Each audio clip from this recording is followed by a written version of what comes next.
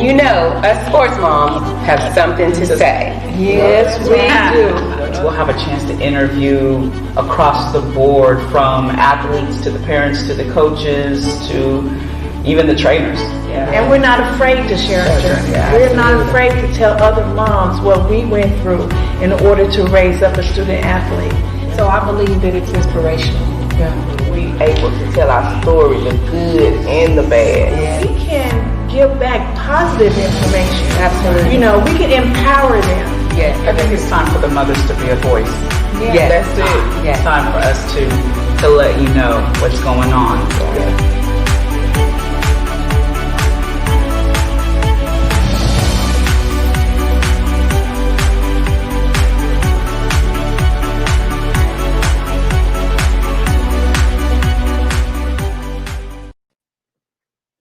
What's up, ladies? It's Karen at Can We Talk Sports. What's going on? I got my other host. Stacy, was I next?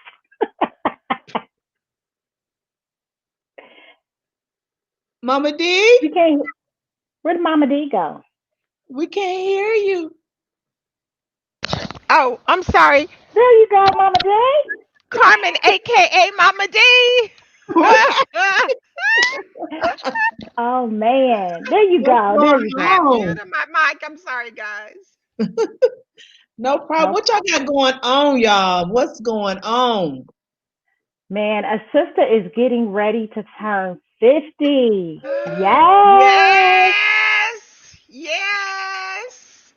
I've been working out and getting ready and, just looking forward to it.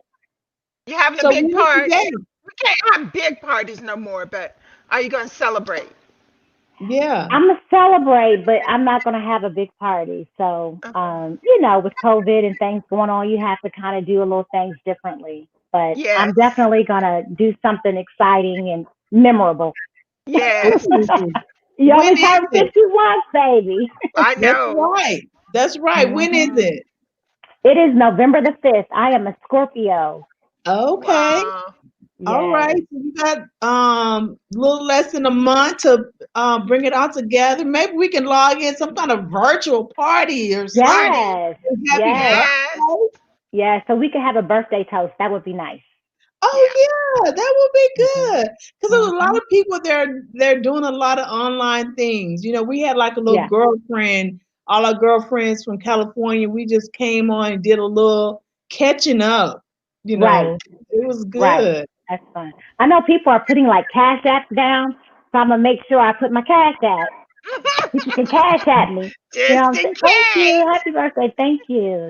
Yeah, that's and I saw the Lakers won tonight. A lot of people are happy about that. Yes. Oh, the Lakers. All right. That's the first Philip's time not happy about that. Uh-oh. Sorry, Philip. So, I mean, LeBron's came. I mean, did they win because of LeBron? He's just making his little rounds. Every place he goes, he's bringing the championships. I wonder where he's going to go next. Right. No, I think he's going to stay put, actually. I think with his, like, endeavors and, the film industry? Yeah, the entertainment and everything. I think that's where he wants to be. So I think he's gonna stay put. I think he'll retire there. Yeah. Or go back home. One of the two. Dwayne said LeBron. Okay, Dwayne. So, ladies, since COVID-19, I have gained 20 COVID pounds. So tomorrow I am starting a demon diet. It's literally called Demon Diet. What is that? Tell us about it. We need to know. I don't know Demon Diet. I know. I didn't even like the name. I was just like, Demon. Look, I would just change it to Angel and keep on going. Right. Angel Diet. Here we go. Angel Diet. I hope I turn into an angel. I mean, not literally an angel, but body-wise, angel figure or Like something. like angel food cake. Right. Yeah. You just got to start walking. I know I've lost probably about 10 or 15 pounds walking. Walking. And yeah, just walking and just staying consistent, and you don't want to deprive yourself too much. That's one thing I would tell my clients is if you deprive yourself too much, then that's when you cheat and you fall off because you're like, you can't keep up, Right. So just start something that you can complete and finish and then do what you enjoy to do. That helps too. So Stacey, you said clients. So are you I did personal training for years. So I did personal training for years and fitness competitions. So still now with my business, I'll help people with wellness, just what to eat, walking, exercising. So so I'll do that every once in a while. Now I'm just trying to work on me because it gets harder as you get older. Oh, I know. Yes, I mean, you hear about calories in, calories out, but then if you don't eat enough food, then you throw your body into starvation. It's like this. That's true. It's crazy. So this little diet, it gives you 4 meals. So I start with 2 eggs and a grapefruit and some berries, and then I'll have it. The food I'm not doing any pork or beef.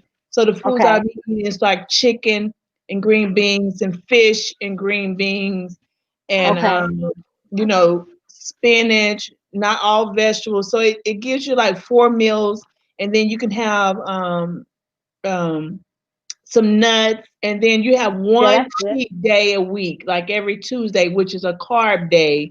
You have that one day, then the other days are low carb. So my thing is I start and stop a lot of things. And so I want to start something and complete it. Right. And I want to work on discipline, discipline myself. And so me and my husband's going to do it and hopefully incorporate water. I was going to say, water is important. And walking. Yes. And then I do intermittent fasting, which has helped a lot. So I eat 12, those 8 hours and then 12 hours off. So I'll eat from either 12 to 8 or 11 to 7. And then I don't eat anything after that. So that really does help to flatten your tummy. It helps to speed up your metabolism. It helps with your craving of sweets because I have a sweet tooth. I love my Reese cups and chocolate. Like you give me some chocolate cake or a birthday cake, like I'm definitely gonna have birthday cake. Cake. That's my downfall is cake. Mine too. I love cake. I will skip dinner and just eat cake. Me too. Which is not good. Dessert. Not good. Yeah. But my gym is probably about 20 minutes away, and I would try to get up early and go to the gym, and it just wasn't working out. And then COVID came, and it just didn't work.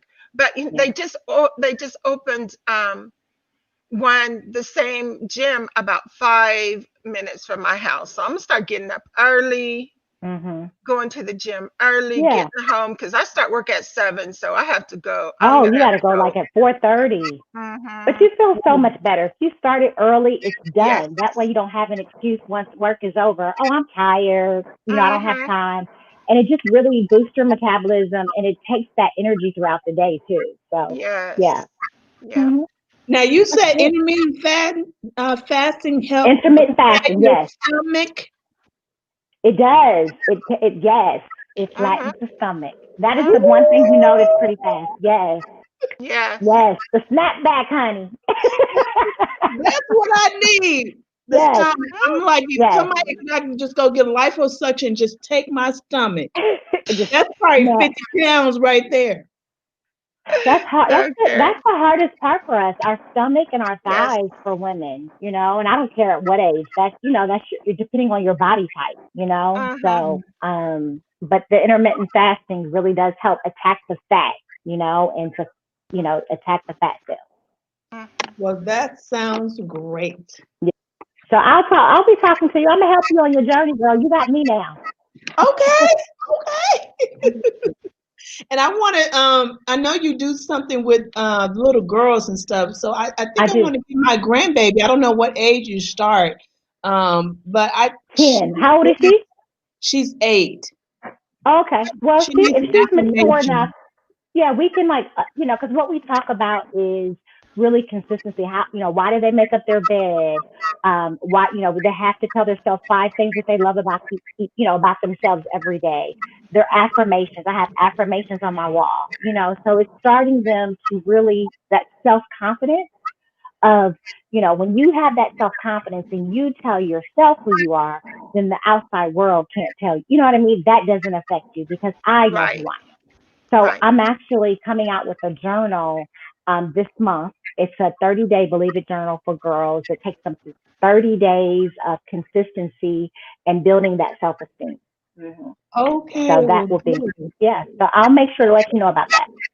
Okay. Yes. Yes. And then since COVID, you just kind of like talk to them through Zoom We or do Zoom. So it will be, so the course will be over Zoom. I go through the journal with them and we'll go through the whole 30 days, writing goals, setting goals. What does that look like? Building up their affirmations, how they talk to themselves. And a lot of my girls in camp, they kind of brought out the girl boss in them. So they developed lipstick lines or, the lip gloss lines and painting and stuff. So it was neat to see them discover that inner boss, yeah. at such a young age. That's good. That is good. I mean, this is the time that this kind of stuff is happening because they can't go anywhere. And so most of them are at home being bored. So the best time to make that mind think and start coming up with things that they can create. So and be entrepreneurs for them to understand there's gifts inside of each of us and how we tap into those passions and give that passion purpose. So once they realize they can make money with the things they enjoy doing, Yeah. We went to the farmer's market yesterday, and there's this little girl there selling her lemonade. And just because she was really pretty, had a little pretty dress and a bow, and so everybody was buying lemonade. I love it because everybody's like, "Oh, she's so cute." If the lemonade was nasty, she was still making money. Well, she said she didn't have the money to go on a trip, some kind of trip that they were raising money for. And so it was like, okay, I'm buying two. So it was wonderful. I love it. I love it. Yeah. How was your Tulsa trip? You were in Tulsa. Yeah, it was good. It was good. I got a chance to interview Carlton Pearson. And so that was very, very interesting. And so it's just amazing, sometimes you don't see why you're interviewing that person, but when you do, they make another connection or another puzzle piece fits in. So it just so happened the place that I interviewed him at, that church was the first church that wanted to kind of pay the survivors of the race riot. And they were the first church that black and white worshiped together. And then that church was the guy, he owned a Tribune who broke the story about the race riot. And so now I need to interview that pastor because they have a lot of history that's connected to the race riot. And then I interviewed another lady. We're trying to interview all the businesses on that street. And I interviewed one lady, and she went on to tell me about a mayor in Tulsa, maybe 10 years ago. She issued the first apology to the survivors. So I'm like, okay, wow. I need to interview her. And so I said, guy is just amazing. He just keep bringing little puzzle pieces to fit this big puzzle. And so it was really, really good. So I think I'm good for the winter. If any more interviews, it will probably be, I'll let them interview, but I'm done with traveling right now, doing the season. Yeah. And so now I'm just going to work on creating a trailer that I can kind of pitch and hopefully get somebody to want to invest in it. That's good. Good. I look forward to it. Keep me posted. Yes. And thank you for that happy birthday shout out from, what was that, Billy? Thank you. That's my uncle. I got two uncles up here. Oh, okay. Thank you, Uncle, for the birthday shout out. Hey. Okay, ladies. Well, I'm excited about our guest tonight. I purposely put his whole resume on the sheet, and I'm just like, oh, wow, he's done it all. So I am excited to welcome to the show, Coach Burks. Okay. Hello, my name is Dialleo Burks Sr. As a former player for 13 years, I have experience in various professional football leagues. that has allowed me the opportunity to learn different strategies, techniques, and skills needed to excel on the pro level. My path entering into professional football was one that was a long shot, but yet it instilled in me a greater appreciation for the game and the process of being a professional. Being selected in the Bill Walsh Diversity Coaching Fellowship will allow me to share my experiences and knowledge of the game that hopefully will bring value to the organization and players. As I strive to better myself as a coach, it is my goal to gain as much knowledge as possible from the most elite coaches and work with the best football players in the world. And the Bill Walsh Diversity Coaching Fellowship Program will give me that opportunity to do so. I have a strong work ethic, loyalty to the team, and winning mindset.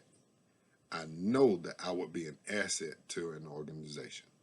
My commitment to my goal is unyielding, and I believe that I have the qualities to be a successful NFL coach. I am thankful for the opportunity to be a part of the Bill Walsh Diversity Coaching Fellowship Program and being able to serve your organization. Thank you.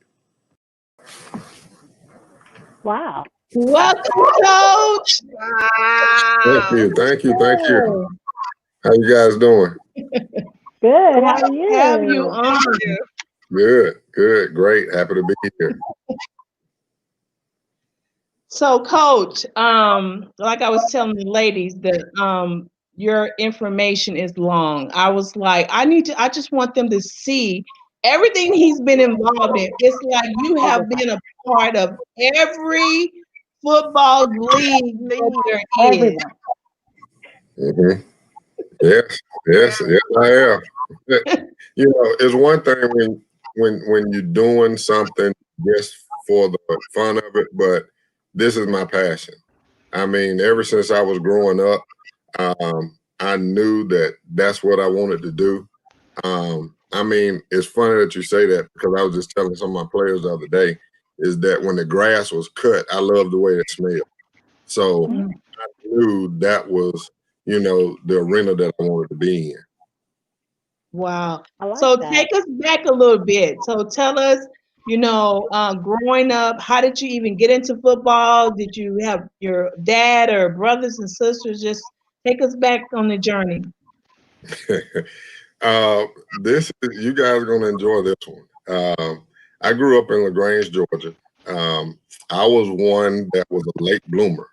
I only played really 2 years of high school football. I was on the team when I was on rec league, but I never played. I never played in middle school. I sat the bench. And so I grew up with my younger brother with me and my mom. And so we would play catch in the yard and all that because she was an athlete. She was a, you know, heck of a softball player.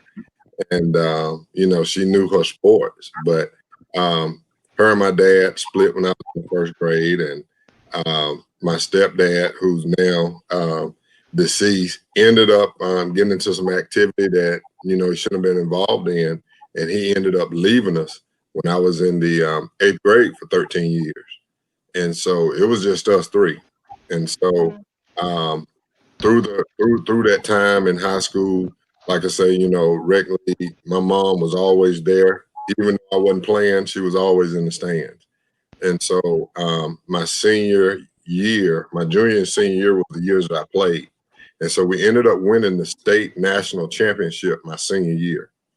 And, you know, at the end of that year, what's equivalent to today's high school athlete, I only had 3 offers. I only had three offers, and one of them was a full scholarship to a school, which was Eastern Kentucky, that did not throw the ball. And my position was a wide receiver. And so the other 2 schools was Tuskegee and North Alabama, which were smaller schools. And, you know, of course, everybody wants to go to the big schools. And so I chose Eastern Kentucky because my high school position coach went there as well. And everything else just took off. I mean, everything was new to me.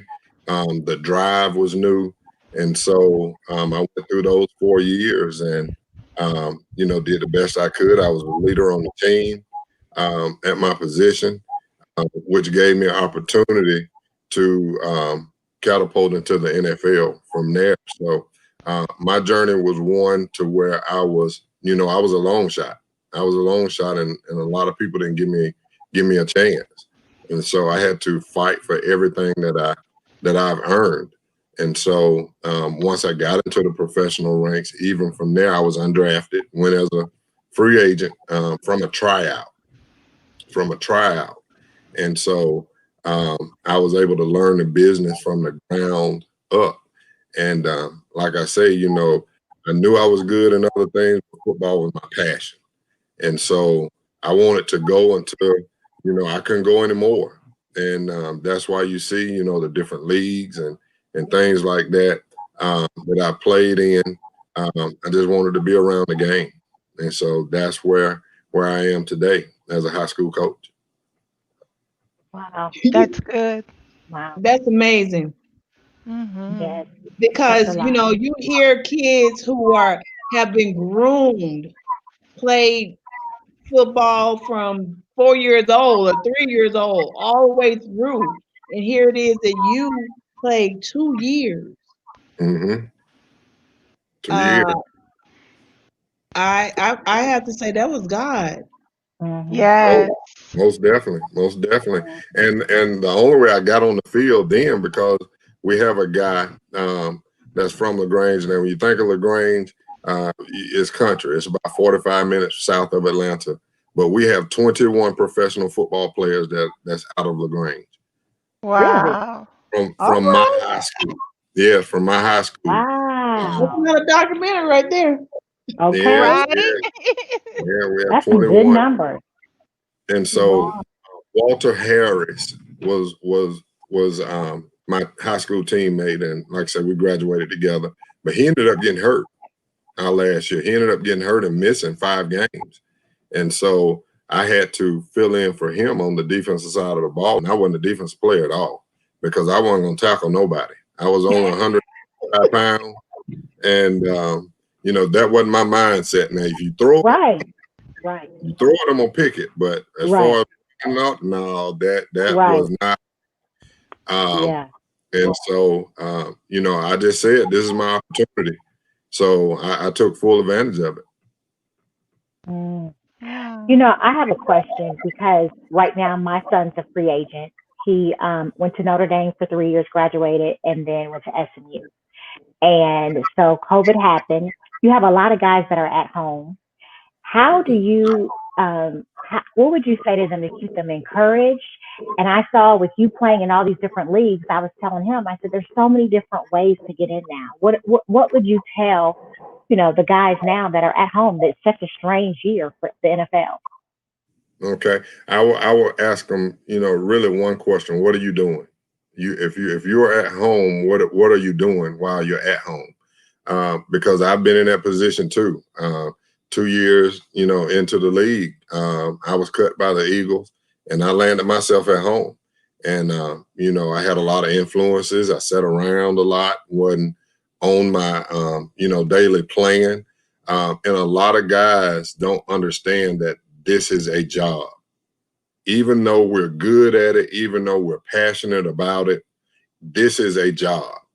And so with any job, you have to stay up on your skills. You continue to have to network and get your name out there. And the way that I came up, that's what I learned. I never knew anything about networking when I was in college. I didn't understand that. Nobody talked about that. Nobody talked about networking in high school. But in today's game, you have to stay relevant. Your name has to stay relevant because there's so many guys that they're pulling from. They're pulling from guys overseas now. They're not just in the United States. So your mindset has to go global. You just can't go within the United States. You have to go global. And so if you want to be one of those 3,150 NFL players, that means you have to be special. You have to be special, and you just have to stay up on your craft. You have to work out, you know, 2 to 3 times a day. You have to watch film. You have to, keep your body right, because at any moment you could get that call and you won't be ready. You won't be ready. And, like I say, I made some mistakes before by not being ready and not taking it as serious. And at these times, you find out who's serious about it. Right. Exactly. Yeah, you find out if this is really what you want to do or not. Right. For 13 years, I lived out of 2 duffel bags. Wow. Two big duffel bag trunks, because at any day you can get cut, at any day you can get called or come, so you have to be ready to move. And it's funny, like I said, I talked to a lot of guys today, and they just cannot see that perspective. They see it. But once they get in that position and it happens to them, that's when open. But you have to be ready to go at the drop of a hat. Okay, so he's working out and he is packed. Yeah, so he's packed. He's Packed good. and ready to go. Packed and ready, working out every day. So that's now, good. does he have an agent? He does have an agent. He does. Okay. Now, this is another thing. The agent works for him. He does not work for the agent. Okay. I'm going to say that again, because a lot of players think that because their agent have certain players that they have to check in with them. No, you're paying this guy or lady. You're paying them. They work for you. So he should be getting updated weekly on what's going on. Weekly on what's going on. What teams have you called? What's the interest? Because he is his own corporation. That's what it is. This is his business. So you have to manage his business. And a lot of guys just don't feel comfortable doing it because, like I say, our thing is we just want to get to the field. We just want to get to the field. We don't care about nothing else in between that. And that's where a lot of guys lose out, is the in-between. Right. That's good. So, Coach Burks, I didn't even know there was an NFL Europe. So for these kids who are not, are maybe waiting for the NFL to open back up, or are maybe falling a little short of the NFL, how do they go about getting the information about NFL Europe, and how do they expose themselves, position themselves? Well, NFL Europe is closed down. They shut the league down, and that's what's hard about our profession. That there's not a lot of leagues that outside of the NFL that you can play in. You have arena, which is now small ball, and then you have the Canadian League. But the Canadian League, you only get so many Americans that can go over. So even tougher. They have the XFL that's getting ready to come back out in 2021. And I played in the first startup XFL league. And like I said, those opportunities are the ones that really give guys the perspective on what professional ball is like. But it's a little different because you're not dealing with a lot of the politics that you would deal with in the NFL. They have to get film. Guys that's not in the NFL, their biggest problem is their ego. Their ego gets in the way, and they feel that I can't go and play. I don't need to go and play in that league because I'm better than that. Well, if you're sitting around for a year and these guys haven't seen you, chances are you're not going to get picked. You're not going to get picked because you have to continue to hone your skills, and they want to see you play. Like I said, you have to stay relevant. That's good. That is. So when you were in Europe, where did you play in Europe? I played in Dusseldorf, Germany with the team was Rhein. Sprechen Sie Deutsch? I don't even know what that is. You don't speak that. You don't speak German. You didn't learn any German when you were there. None at all. Mama D, let me tell you. I went over there for 2 seasons. Seasons. And the first season, like I say, I was on an ego trip, and I felt that I was better than a lot of the guys that was over there. Coming from the NFL, like I said, you don't want to be looked upon as being the bottom of the barrel. And when you go to other leagues like that, okay, you have that mindset that you're not in the top echelon of athletes. And the first year I wasted. I'm not gonna lie, I wasted my opportunity because I was in myself. Yeah. Once I got back home and realized, I just had to ask myself, Diallo, what is it that you want to do? If this is what you want to do, you have to open yourself up and you got to go and get it. And so first year, never came out of my room, went to practice, went to the game, and that was it. The second year, me and my wife was just getting back together, which is another story. Because we divorced after my rookie year. We got married the day when I got out of school, got out of college.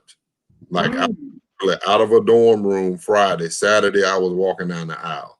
Never sell for anything. So I was out of a dorm room into a house. Wow. And that Friday was when the Philadelphia Eagles called. So they called the day before I got married. After four months of waiting, where I didn't hear nothing from no NFL team. So I thought my chance was over. I was prepared to finish my degree and work at Foot Locker. Those were my standards. Wow. And they ended up calling, and they knew I was getting married. We went and got married, came back from my honeymoon. From that point, I was working out, getting ready to go to the league for a workout. And like I said, when I got up there, they ended up keeping me. And here, my wife is in Kentucky and I'm in Philadelphia. So different lifestyle change. Everything was, here you go. And I squandered it. That rookie season is hard. It is. That rookie season being married. Yes. And I didn't have anyone to tell me this is how it goes. I had to find it all out myself. Yeah. Right. Yeah. We did that. I was married. My first husband played at Ohio State, and we dated, and then he went pro. And like you talk about, that rookie season was difficult. Like, I was like, what's happening? Yeah. So because you're not ready for that coming out of college. Everything that's being handed to you, the lifestyle, the money, the people, the women coming in. Oh, honey. Right. It's attention. A lot of it is just, you're in the spotlight. You're in the spotlight. And like you said, Miss Stacy, he went to a prestigious university, Ohio State. That's top of the line. You got guys coming from Jackson State. You got guys coming from, Tuskegee, Eastern Kentucky. We're not prepared for that, for the atmosphere. We're not playing in front of, 100,000 people. So to go from playing, in front of 14,000 to, 80,000 people, and they want your autograph, you have to be prepared for that. You really have to be prepared. And, a lot of colleges and universities are not preparing those guys. Right. The off the field deal. There needs to be a book for introduction. And I have a college football moms group. And that's one of the things that we do. We have 1,600 moms, and we focus on that entrance into college and their exit, that transition, because we've been there, and like you said, getting them with mentors that can prepare them for what's next, because there's nothing that can prepare you for that except someone that has been there and can, help. Right. Exactly right. Exactly right. You got to have that blueprint. That knowledge is the key. Yeah. Is the key. And I wouldn't have stepped in a lot of the holes that I stepped in if I would have just knew. But like I say, it's a business, and you have to surround yourself with people who can put you on the right path. And like I say, if you don't know, how do you do it? How do you do it if you don't know? That's true. But they paying you millions, you better figure it out. They expect you to figure it out. Exactly. And so that agent should be helping too. The agent should be helping you figure it out. When I ask guys when they're selecting agents, it's not about the name of the agent and who the agent is. I want to talk to the guys who he's representing. I want to talk to the top athlete that he has, and I want to talk to the least, the guy at the bottom, to just see what is his work ethic like, what is his programs like, because you negotiate my contract. Okay, are we getting full value? Okay. Now you're assessing me just like I'm assessing you. What are my weaknesses? What do I need to work on? Do you have something where I can go and take a public speaking class? You know, can you help me out with that? And those are the first rounders. The first round, they don't have that. But if you're a free agent, 7th round, 6th round, that's not about to happen. You better figure it out. That's true. Wow, this is so good, you guys. Let's go ahead and take and let Big Mamas come in, and then we're gonna continue this interview. This is good. You giving us some good information. I know. I'm writing. I'm taking notes. Really good. Taking notes. Let me tell you.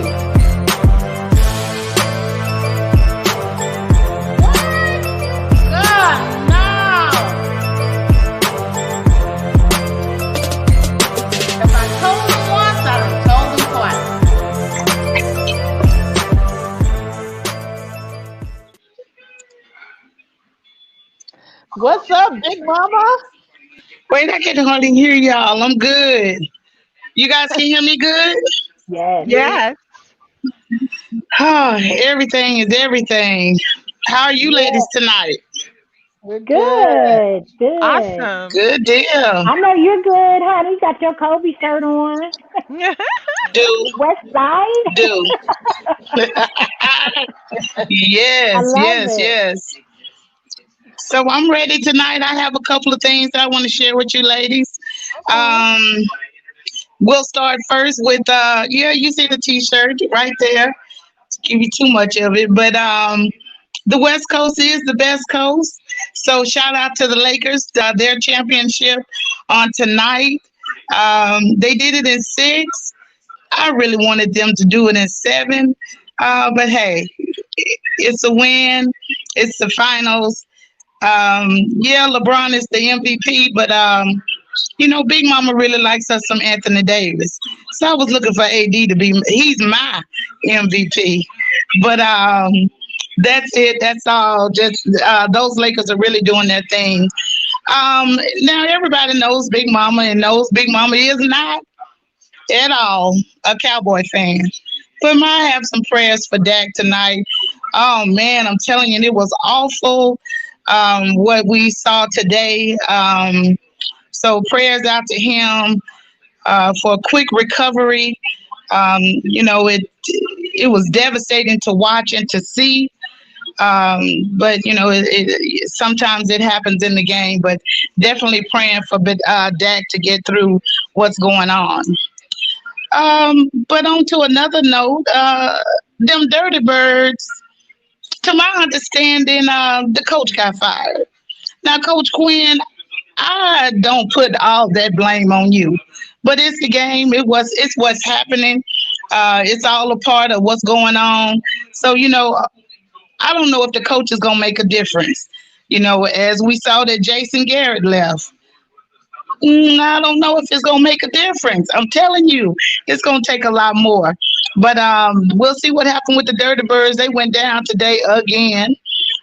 So I just keep my eye on everybody. But at the end of the day, everybody knows that Big Mama is a Who Dat fan. So shout out to New Orleans. Tomorrow night is our spotlight night. We'll be on Monday Night Football. But we're going to be without Michael Thomas. Because, Michael, you got some foolishness going on. You're fighting your teammate at practice. Baby, let me tell you something. You can always find some OP. You heard it from Big Mama. Stop acting like that. Now, there you are. You already had an injury. Now you're out, not because of the injury, because you were kind of coming back from that. But now you got some BS going on. Don't do that. Don't do that. If you got these issues, call Big Mama. We can talk about it. I can get you through this. Man, stop. You messing up your money. Don't mess up your money about a girl and what she doing and who she doing it with. But those are the last things that I have for tonight. But usually I have a little quote or something for the athletes, for our student athletes. But I just want to encourage the coaches. Coaching through COVID is definitely probably the most difficult thing that you've ever had to do. It's a difference when you're coaching in the regular season. But now you have these athletes that are dealing with a whole lot of other things going on with COVID and whatever transition is going on at home in their families or what have you. So shout out to the coaches.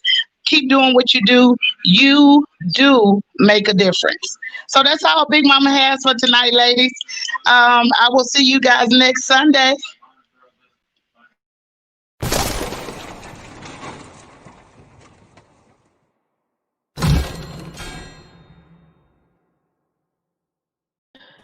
Oh, Big Mama. Okay. Big Mama.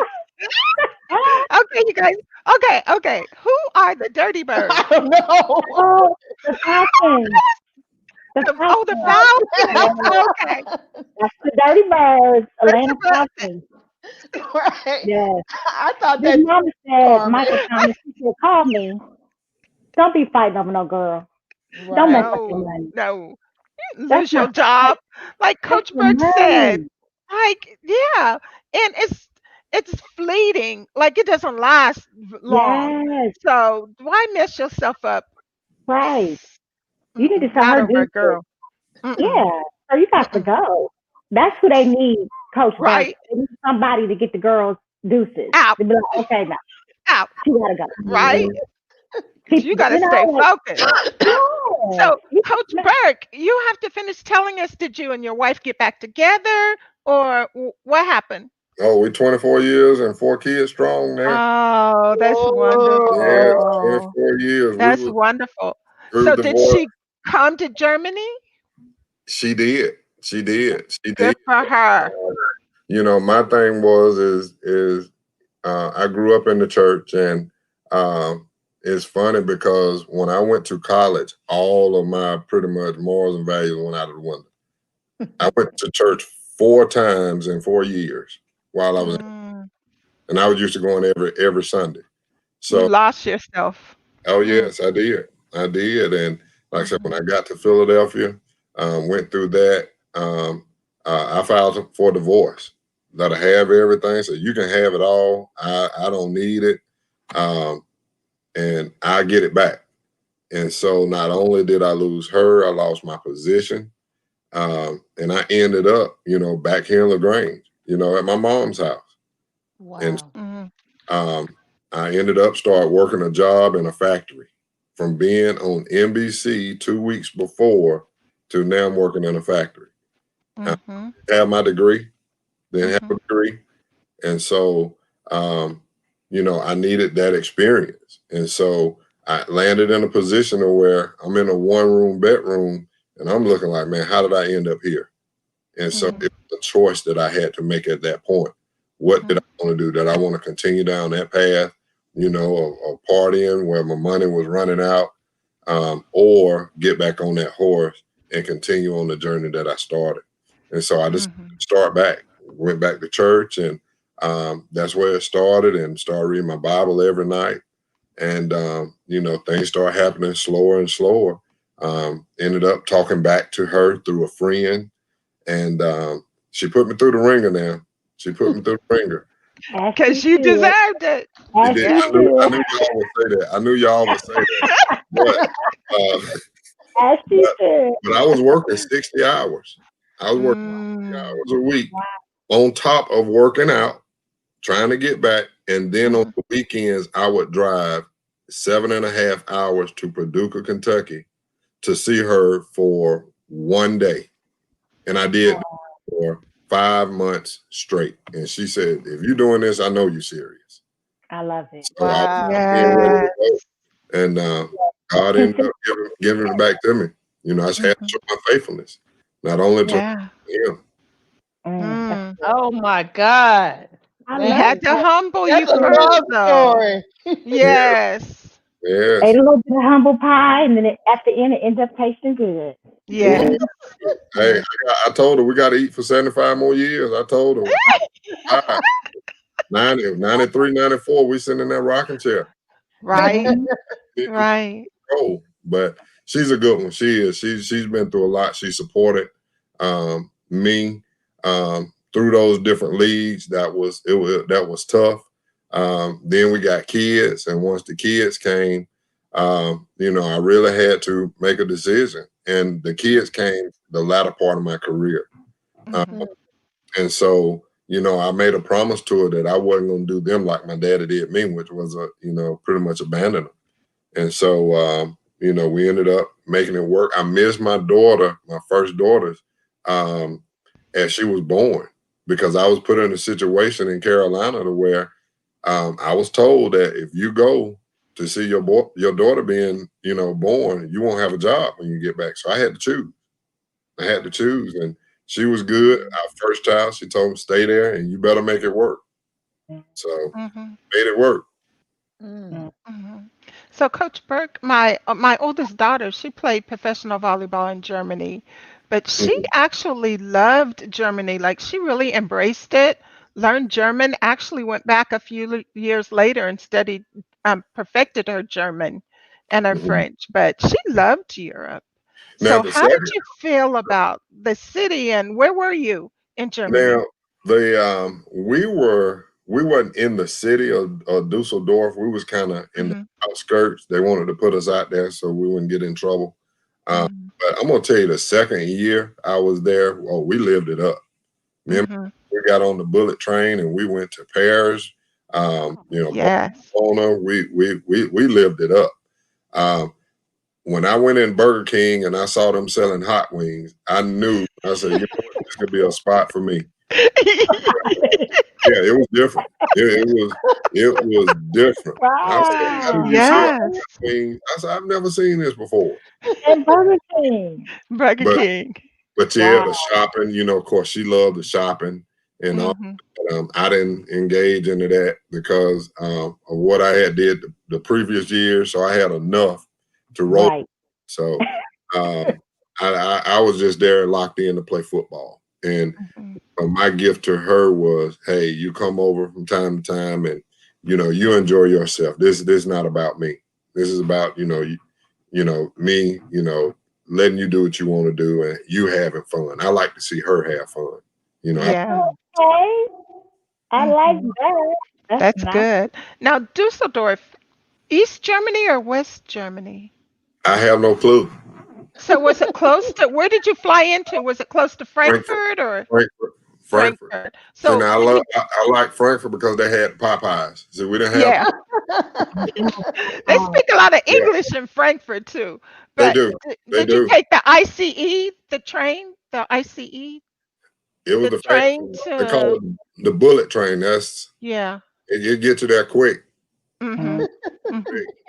Yeah. He said, I don't know. I have no idea. You were just there. It just existed. I didn't feed into it that deep because I knew I wasn't going to stay there. I was trying to get back to other places. Right. I have a question. What's going to happen? So your goal is to be an NFL coach? Yes. Okay. So they basically sleep at the facility. So your wife seems like she's been prepared for that. So have you had that conversation about if you become an NFL coach, how that time away again is going to be? Well, I started coaching in 2004, and while I was still playing Arena was a spring league, and so I was able to coach high school and then go and play in the spring. And so once I started coaching, she saw what it was like and all of that. But, the thing that she's come to realize now that our kids are older, my older two are in college. Our daughter's in her senior year at Charleston Southern, who's getting ready to graduate in the spring. Our son is at Florida College in Tampa, who's a freshman. And so we have a 10th grader, and then we have our son Cam, who is in the 4th grade. So they are transitioning out of the house now. The thing about pros is you have months off. So we'll get a chance to, really have family time compared to college. College is you're pretty much 24 hours a day because you have to recruit. Yeah. You don't have to recruit. You just have to make sure your guys play, or you end up like, some of the coaches that you saw today get fired. But it's a high pressure, job. I love it because my passion is I want to work with the best athletes in the world if I can. That's what I want to do. And schools would give us that family dynamic more than college would. And college pays, it pays, but the pro level would, give us that family dynamic that we want. Because you had that time off. That's true. Yes. That's good.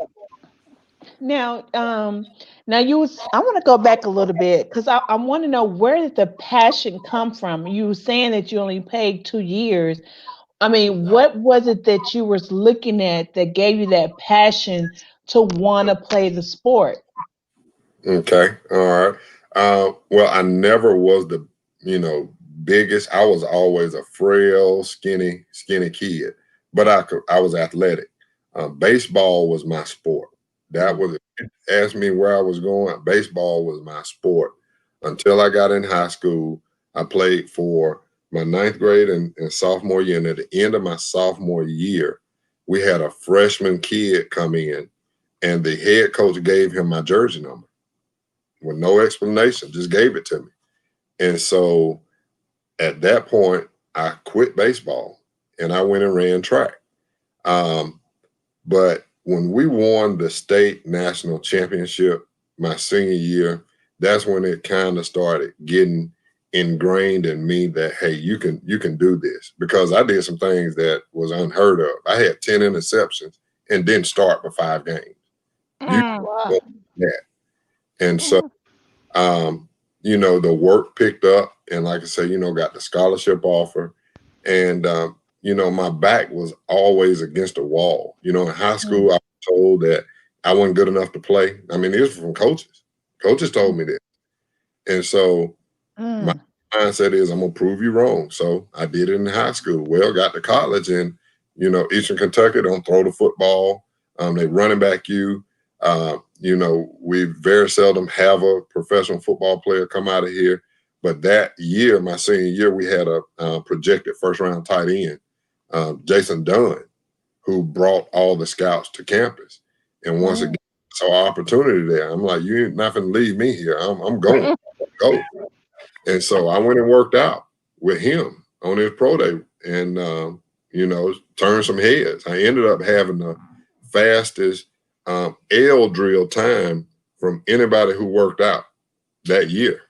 And so tools that they liked, I was tall, fast, and ended up running. But, most of my passion came from people telling me that I couldn't do it. And I knew that's what I wanted to do. Underdog. Wow. Yes. I like when you said that, your coach told you that. Now you're a coach now. Was that a reverse psychology to tell a kid, oh, you can't play, in order for them to show you they can play? Or was that just flat out mean of a coach to say that to you? It's hard to pick up at that time, especially a kid who don't have a lot of self-confidence, and that was me. Like I said, I never was looked upon as one of the great athletes of the school who could help the team out. So, like I said, I was on the bench. And, when he said that, my mindset was that, okay, you never played, and this is what he's saying. So you are trash in his eyes. That's how I took it. But it came full circle because my second head coaching high school job was at my high school, and I'm the first Black head coach we ever had. And so I took over after the coach who told me that. I was at a whole nother school. And so he asked me to come back and take the job because the kids were, quote unquote, in his mind, out of control. And so it is, like I say, some things happen that, as a coach today, I would never tell a kid that, because I know how a kid can prove you wrong. And I don't want to be on his success story on the other side. This is why I made it. On the wrong side of his success. Right.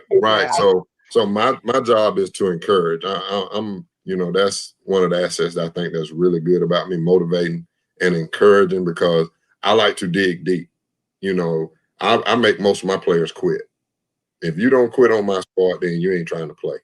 And I say that because once I get them in that zone, now I peel back all the layers. Now I got the true player.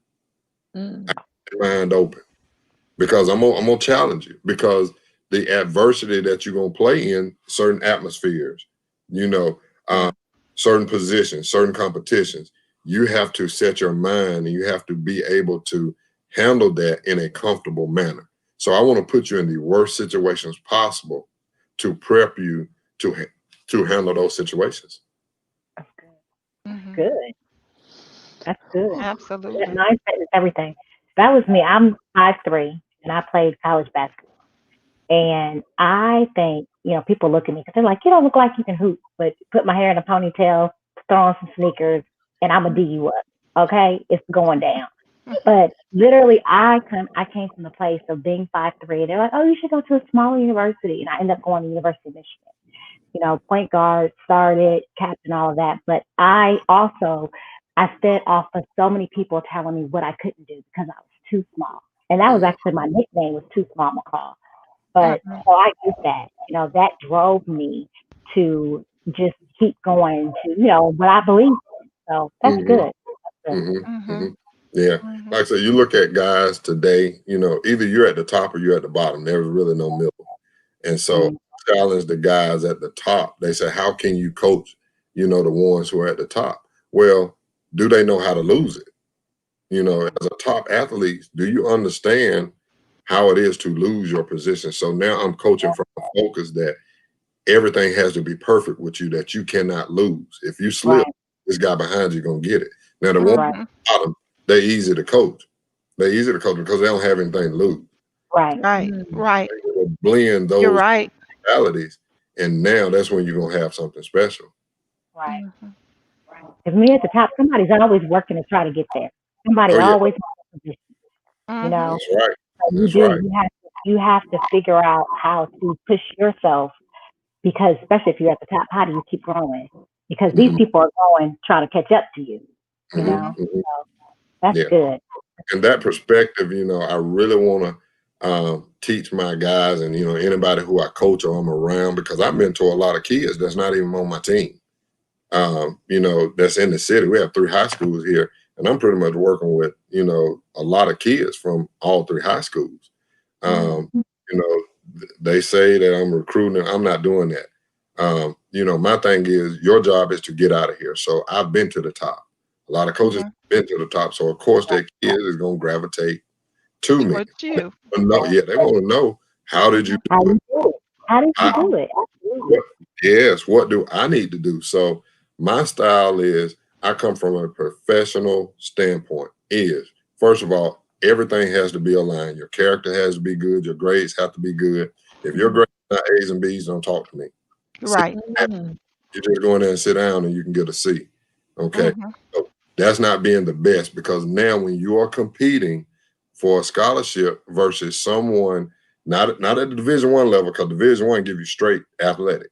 But what if you're that kid that falls into a Division II or NAIA school, and now your grades are factored in? Okay.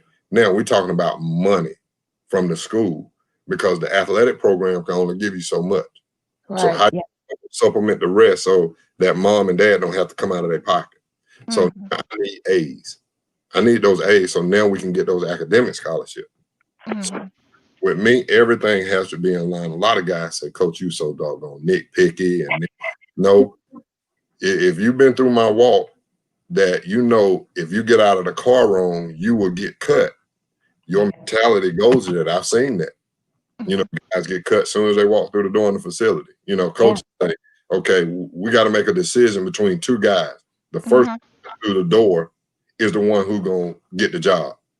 I've been on the other side of the table. I've seen this. It's like I'm on the edge. I want you to be on the edge, because once you get comfortable, that's when you lose. Right. That's true. That's true. That's good. So how did you walk away? I mean, not walk away. How did you know that, okay, my season is over, it's time for me to transition? Okay. A big It part. wasn't hard. Yeah, a big part of that was my family. My kids were right around third, fourth grade. My oldest was, and the rest of them were small. And the big thing with me was that I didn't want to practice.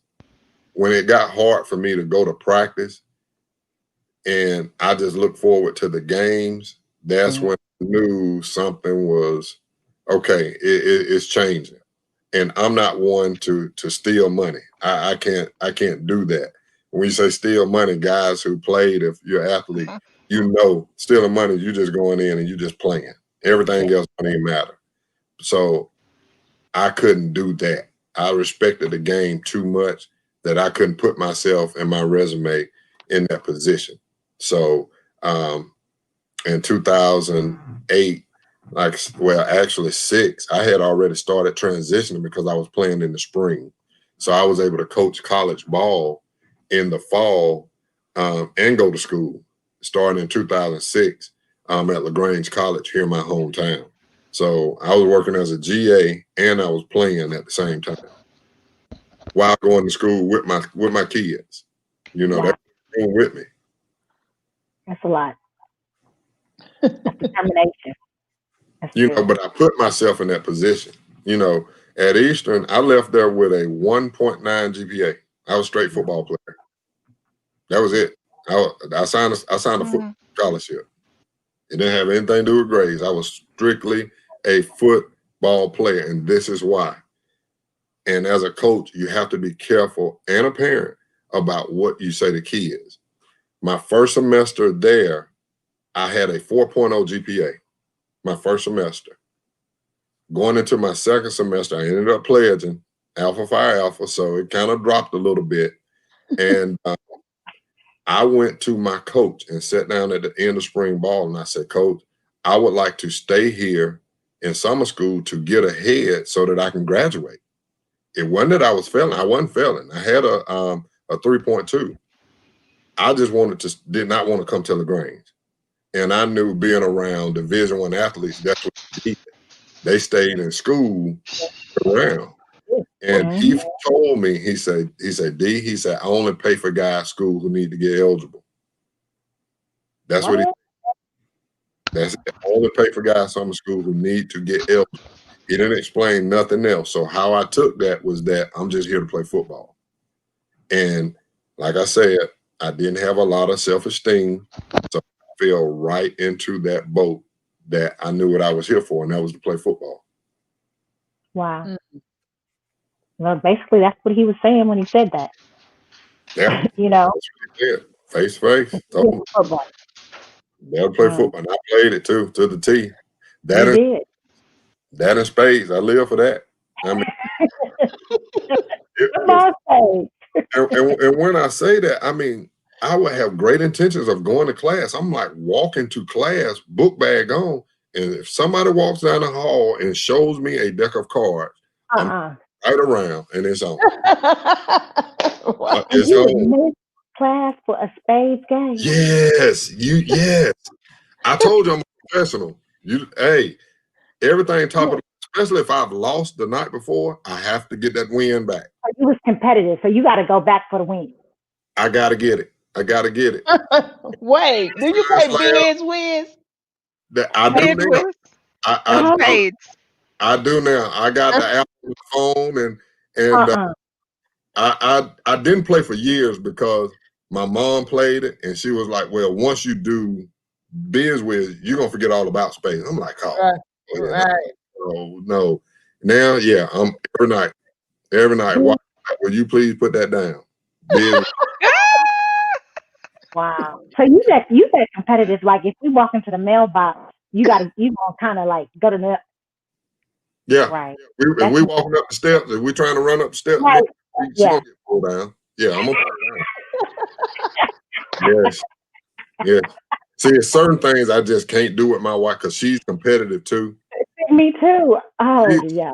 She's an occupational therapist, and she played softball, had a softball scholarship, but she transitioned into the educational world. So if you look at her, you would think she's just straight books. you know, she's a nerd, but she is super competitive. Super. I love And it. we just can't do that with each other. We're gonna get to arguing. I'm not talking to you for 3 days. Yeah. Vice versa. We just don't do that. You keep you try to bait me too. No, you are. So no, not doing Like, that. I know what you're doing. I know what you're doing. I already know. And we keep I'm gonna let you win, and you go ahead. I'm gonna let you win, but yeah, if I challenge, it's gonna be a problem. Oh, I love it. I love it. I was about to ask you what you do outside of coaching, but I guess it's playing spades. Hey, bid whist. Bid whist. Now, I'm a movie watcher. I love movies. What's your favorite movie? TV shows. If you got 7 seasons, I'm gonna watch every last one of them. Okay. That's it. That's what we do. You know, we'll sit down. Because we go so much. You know, when I leave in the morning, it's dark. When I get home, it's dark. So you get time like that. You know, we're not moving. We're not moving. And you know, we love our church. We read. We do our family Bible studies together. Like I said, this is something I've never done before. You know, never saw that. And so we try to have those family dynamics. And that's awesome, because I think what gets lost is sometimes as a coach, you're the leader of your team. And sometimes they forget that you're also the leader of your home. And that's the most important leadership right there, starting in your home. Because your kids and your wife can be affected by that. So that's so awesome that you are on top of both. Yes, I got a great assistant head coach. She's a great assistant head coach that constantly reminds me when I slip. Yes. Let me not pray one morning. Accountability. I love it. It is. I hate it. It gets on my nerves. But I know what she is. So if you don't pray one morning, what she say? How she handle that? Well, she gonna let it go for about 2 days. She gonna let it go for about 2 days. Then she gonna remind me. You know, we hadn't even prayed in 3 days. we haven't done that. We haven't done that. And she always get me with this as the leader of the house. I'm like, right. You just wait till you do something. I'm gonna definitely remind you. And she knows that. She knows it. She knows. Wow. I love that. She's right. She's right. She's right. You know, and we spend so much time as coaches investing in the other kids. I get the shirt off my back to one of my players if they don't have it. And it's easy to miss in your own house. It's very easy to miss. And my oldest son actually played for me his freshman year, you know, and his sophomore year, we wasn't that good, and he wanted to quit. I'm like, you are my son, and you talking about quitting the team? Are you serious? And yes, and so we had some conversations to where he was like, you know, you don't understand the pressures I'm going through of, you know, being your son, you professional player and all. I'm like, that's what you want. I'm like, that's what you want. But from his perspective, it was in his domain, his group, nobody had a father and a mother. So he was on the outskirts. He was like the minority of the group, you know. And so he wanted to fit in with the other kids. So he did dumb stuff. And my thing was, you hear me talk to these other kids. They are getting the message. You're in my own house, but you are not getting the message. And my guy said, hey, hold up now. Hold up. You're wrong for saying that, because are you loving him? To ask him what he wants. That's what he wants. And when I asked him that, he told me, he said, I just want you to be daddy. Right. I do not know how. Coach. Yes, and it's tough. It's tough. Not being coach. You know, you want them to be perfect. You want to do something. I'm gonna say something. Well, you're coach. And you know, my wife said, just try to be silent. Don't say anything. A lot of times it don't warrant a response. Just be quiet. Mm-hmm. And so that it was tough because I'm like, man, you just had a horrible game, and you asked, Mm-hmm. You want to develop like you did. I'm like, you know what, man, I really like how you look, how you dress. Say, you suck. Your uniform was clean. Wow. Well, it is. You know, my dad coached me growing up. It's hard. It can be hard. It is. Sometimes at the dinner table, yeah. Being silent is the hardest thing. And sometimes sometimes I just have to say, okay, Lord, just close my mouth for me, because right. that's hard to just be silent. I don't want them to miss out. My fear is I don't want my kids to miss nothing. Okay. Because like I said, he has mama, he got daddy here in the house. I didn't have that. So a lot of holes I stepped in, I had to step in, and then didn't know. I knew it was a hole there, but I didn't know I wasn't supposed to step in it. So I was going to go in to see what happened. I don't want them to do that or go through that. So that's why I say I can't be silent. You know, I'm accountable for having you. So I'm going to make sure you get all the knowledge. And 3 days when he went to school, it took 3 days. He called me because I wasn't going to call him. I said, you in school? You finna figure this thing out. I've been talking for 18 years. You get ready to figure it out. He called me 3 days after when he said, Daddy, he said, I just want to let you know I understand everything that you were saying. Wow. I'm like, all the hell you done put us through. But see, it had to, you understand? Coach Burks, it had to come from somebody else. And once it came from somebody else, then he realized all of this my daddy was trying to pour into me. It was right. Yeah. And being a professional athlete, you know, I now see that it was a lot of pressure on him, you know, because he got into situations and he got out because of who I was. You know, now you have to get out because of who you are. You're going to go and set your own path. It ain't going to be bad. Dad's not going to do that anymore. It's on you. So he used me for some perks now. He knew when to use it. As he should. He knew when to play them jokers. Right. He knew when to play them jokers. Right. I love it. I love it. Coach, we probably could talk all night. I really, really appreciate you coming on and sharing with us. I got one more thing. What's the nicest thing you ever said to a referee? Yeah. I don't mess with the referees. That's right. I do not. Right. Leave them alone. I got in trouble for not saying enough to the referees. I had a trainer who came and said, you need to speak up more. And my thing is, I need the referees on my side. Absolutely. I'm not trying to ruffle their feathers because, like I said, I'm a different coach where I am. I'm different. I'm a black coach. So I want all the factors on my side. I don't want nothing going against me. And then, you know, it's a representation of, you know, that I'm giving off to my players. Okay. Because they're watching. I mean, they are watching. They're watching. If I'm telling you not to lose your head, what do I look like going and losing my head? Play this thing comfortable. Okay. You have a job to do. If you get it right, you get it right, you get it wrong. I never seen a coach make a referee change a call on the football field. Right. I've never seen that. You're right. And I don't think it's going to happen. Me voicing my opinion, it don't mean anything. I'm just losing air.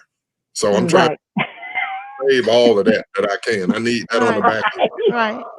So, Coach Burke, I'm a volleyball official, and I can tell you we're supposed to be neutral. Like, we're not even supposed to, we're supposed to be invisible, pretty much. We're just supposed to be keeping control of what's going on. But it really is not to your advantage to make one of us mad. Like, I just don't see that helping your cause. Right. I will come after you, though. I can see that. Just noticing you. I will give you the business. No, it's Coach Burke, I just give you the look. Like the look, hey, and I know, you know, like I said, I want all factors on my side. if it comes down to something small that's gonna help me win a game, I need all of that. I don't want to give nothing away because I'm telling them, do not lose a ball game for something that you can control. Hey, we're gonna lose because that joker on the other side is just clearly better than us. Right. Because of a 15-yard penalty, because you want to push and lose your head and fight with a helmet on. You ain't nothing. You're tough. So no. I want to be a good representation, for my guys and girls. Because I'm gonna say this: when I say they watch you, they watch you. And like I say, I'm a firm believer, as a Christian that, hey, if I'm leading, I'm held accountable to a higher level.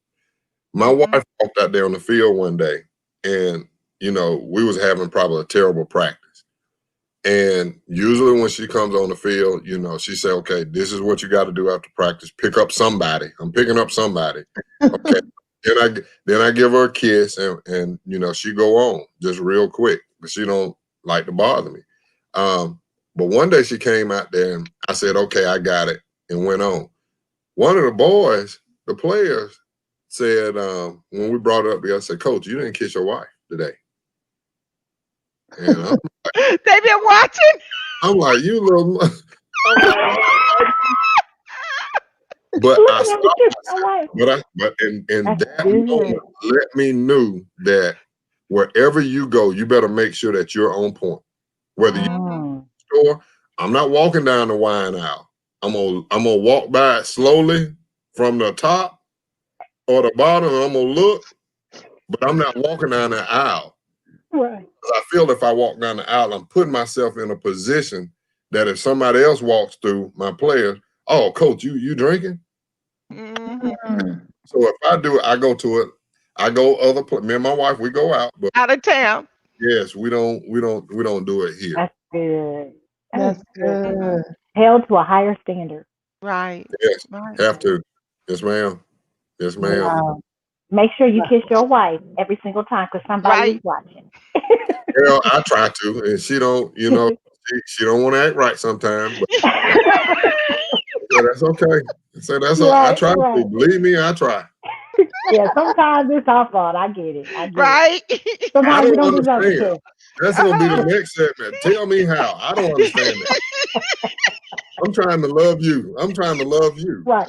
Sometimes we just need a timeout. Right. Time out in the house. That is true. That is Coach true. Burks, just like you took those 3 days before you prayed, and it took 3 days for her to remind you. Sometimes she just needs 3 days. Like she just needs that. Okay, she just needs that time out. Like see, Jesus said don't go to bed mad. So that's true.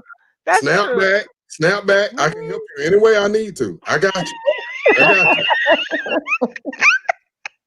You can stay mad, but I'm not gonna stay mad. So yeah, we're good. Look, that's only messing with the blood pressure.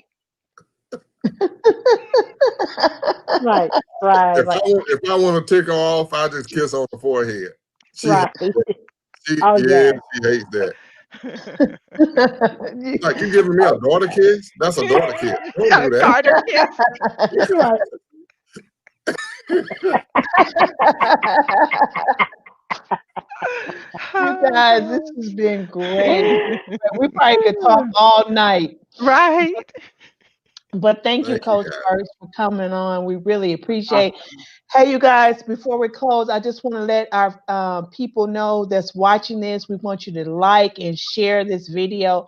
Also, where we are trying to take this show to another level, we have a GoFundMe page that's in this link. If you would like to give a donation, $5, $1, $10, whatever, to help us with our website and our marketing, feel free to donate, you guys. We appreciate you guys for supporting us. We're coming up on a 1-year anniversary that we've been doing this, doing it strong. And so We're going to take a break and we're going to come out with new branding and website and all that kind of stuff. And so that's the purpose of the GoFundMe. You know, if you want to sow a seed in what we're doing, the Voices of Mom, giving the Voices of Mom a platform to come and feel comfortable in talking about their story. That's what we're doing here. So you guys, I appreciate you guys coming on. You guys got any parting shots before we go? No, that was good. No, it was great. It was really good. All right then. All right, Coach. So are you guys playing or your season is it? Yes, we're playing. We're 4-0 right now, so we'll be and we'll come back the following week and play. So yeah, we're full steam ahead. All Have right. a great season. Yes. Yeah, best of luck. Yes, and healing. I mean, that God would cover you guys doing this COVID-19. We just lift you guys up, and we just want to thank you for being that example for our kids. I really do see that's what you are. So we really appreciate you. Thank you, guys. Thank you, guys. Absolutely. Invite me back. I love this. Invite we me want back. you to bring your wife on too. We might Yeah. Yeah, we had a coach's wife session. You know what? I do that. I would love to do that. I would love to do that, you know, because like I say, when I do an interview, is very seldom unless I really have to do it. I like for my players to do it and let them get that shine. And for her to be put in a position like that, that would really give points to me. You know, so I need y'all. Look, we want to get you some points. We're going to get you some points. We're going to get you a kiss every day. Yeah. That points get you further than the forehead. Right. Yeah. All right, Coach. Well, we'll reach out to you when we come back from the winter break, and maybe you and your wife can come on the show. That would be great because we have talked to other coaches' wives, and so we do understand that they are holding down the house, you know, while you guys are doing what you're doing with these kids, and so their voices is important too. So that's gonna be a great show. Yes, we're gonna pump it up now. All right, you guys. Well, this has been Can We Talk Sports, and I'm Karen, your host, and my other hosts, Stacy and Carmen, aka Mama D. All right. Good night, you guys.